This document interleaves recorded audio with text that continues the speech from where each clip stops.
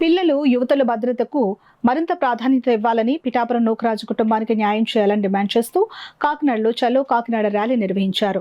హిందూ చైతన్య వేదిక ఆధ్వర్యంలో జరిగిన ఈ ర్యాలీలో పెద్ద సంఖ్యలో మహిళలు, యువత, హిందూ సంఘాల ప్రతినిధులు పాల్గొన్నారు. బాలాజీ చెరువు సెంటర్ నుంచి ప్రారంభమైన ర్యాలీ పూలే సెంటర్, జీజీహెచ్ మీదుగా కలెక్టరేట్ వరకు సాగింది. నూకరాజు కుటుంబ ఘటనపై సమగ్ర దర్యాప్తు చేసి వాస్తవాలను వెలికితీయాలని, బాధ్యులపై కఠిన చర్యలు తీసుకోవాలని నాయకులు డిమాండ్ చేశారు. పిల్లలు, యువత సోషల్ మీడియా పరిచయాల విషయంలో అప్రమత్తంగా ఉండాలని సూచించారు. అనంతరం హిందూ చైతన్య వేదిక, బీజేపీ నాయకులు జిల్లా collector MN Harendra Prasad, SP G Bindu మాధవులకు వినతిపత్రం అందజేశారు.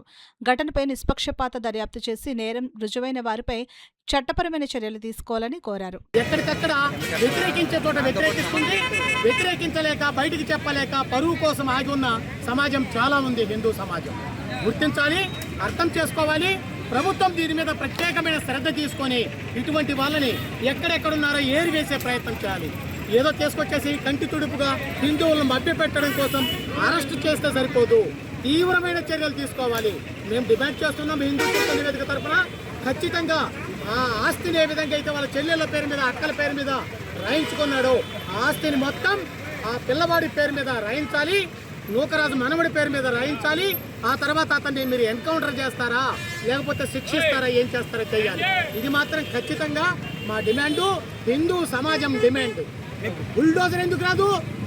హిందూ సమాజానికి ఇంత అన్యాయం జరుగుతుంటే యూపీ మార్గంలో, యూపీ పద్ధతిలో బుల్డోజర్ వచ్చి వారి ఆస్తులు ఎందుకు ధ్వంసం చేయదు? వాడిని ఎందుకు ఎన్కౌంటర్ చెయ్యరు? ఉరివేయాలి, నడి రోడ్డు మీద ఉరివేయాలి. అలాంటి వాడిని ఒక్కడే కాదు, అలా చేస్తున్న అనేక మందిని. సర్వే జనా సుఖినో భవంతు హిందూ నినాదం, కానీ మారుస్తున్నాం.